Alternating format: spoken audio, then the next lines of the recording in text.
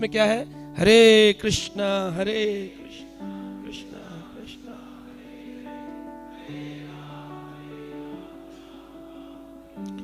भगवान कृष्ण उद्धव जी को ये बात बताई भागवतम के अंदर 9 नंबर श्लोक में देखें 27:9 में, तो कहते हैं कि आचार्यम द्विजो, जो ब्राह्मण है, द्विज यानी ब्राह्मण, वो अर्च्यम द्विजो, वो ही अर्चन कर सकते हैं जो लोग ब्राह्मण हैं। अब कई बार लोग बोलते हैं जी जिनकी ब्राह्मण दीक्षा नहीं है या ब्राह्मण नहीं है, क्या वो विग्रह सेवा नहीं कर सकते? ये हमारा उपदेश नहीं है, ये भगवान कृष्ण के उद्धव गीता का अंतिम उपदेश है उद्धव जी को। आचार्यम अर्चयम द्विज, केवल द्विज जो है सेकंड इनिशिएटेड, वो ही अर्चयम कर सकता है भगवान का।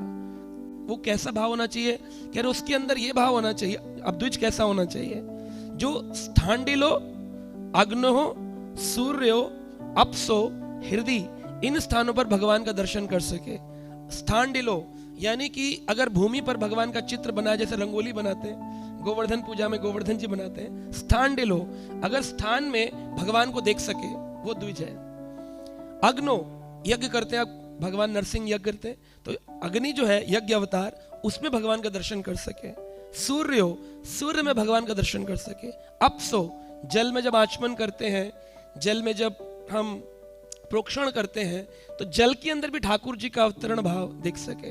भगवान कृष्ण गीता में कहा कि मैं जल का स्वाद हूं, रसोप्यस्य हम कौन तो है, जल का स्वाद हूं। ऐसे ही एक द्विज को जरूरी है। हृदय, ये सबसे मुख्य अंग बताया भगवान कृष्ण ने कि अर्च्यम द्विजो हृदय, हृदय से जो भगवान का पूजन करेगा, द्रव्येण और भक्ति युक्तेन, दो चीजों से भगवान की स्थापना होगी।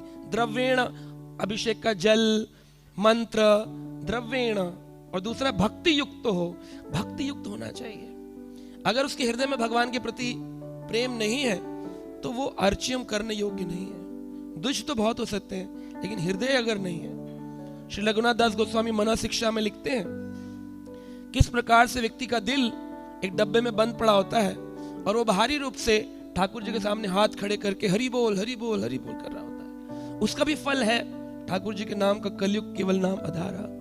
लेकिन कई बहु जन्म के बाद अनेक जन्म संसिद्धो या यांतिम परमाम गतिम, अनेक जन्म लग जाएंगे, लेकिन अगर हृदय जुड़ गया, हृदय भक्ति युक्त हो, इन शब्दों की मुक्ता है, तो फिर आप देखेंगे वही अर्च्यम अर्चन जब करेगा तो भगवान उसको स्वीकार कर लेंगे और इसी जन्म में वो भगवान के धाम को जा सकता है, इसी जन्म में भगवत साक्षात्कार कर सकता है। उसके लिए उसके अंदर हृदय भक्ति युक्त हो, ये दो चीजें बहुत मुख्य होती है।